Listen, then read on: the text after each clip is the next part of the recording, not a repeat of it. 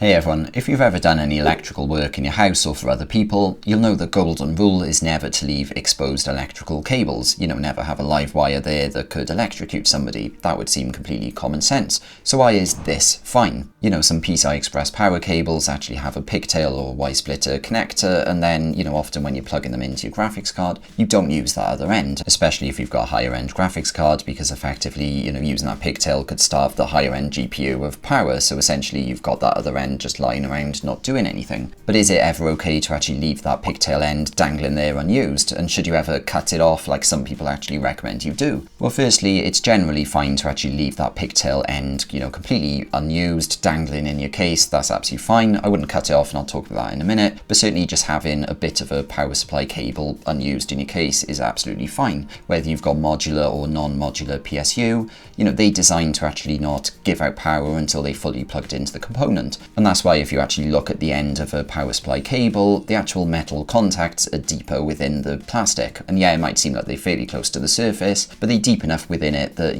power's not going to suddenly come out of it and go to your components or fry something or electrocute somebody. So as a result, yes, it's fine to actually have that, Y-splitter pigtail end dangling there unused, not doing anything. And often you see this with like SATA cables and Molex cables as well. If you've got like a fan hub, you might have your SATA cable, which has like 4 ends on it, and you've only actually used one of those ends, and then the other 3 bits of the SATA cable are there completely unused, just dangling there, not doing anything, like the PCI Express pigtail, and that's completely fine, and so is the pigtail, like I've already mentioned. But the second thing to know is that if you are concerned about that other end, you could actually buy separate cables. For example, Corsair sells single-ended PCI Express cables that literally don't have that pigtail end, and you've got one single end that goes into your graphics card, and that's completely it. And they are quite nice, and I actually like the aesthetic look of them. Instead of having the pigtail hanging around your case looking completely ugly, you can just use those other cables. But what you shouldn't do though is, like Corsair sell them, for example, you shouldn't buy Corsair's cables and then use them with, an NZXT power supply unit or a Seasonic power supply unit, for example, so you shouldn't mix and match cables. But the other thing you definitely should not do is, if you don't like the pigtail end, you should not cut it off.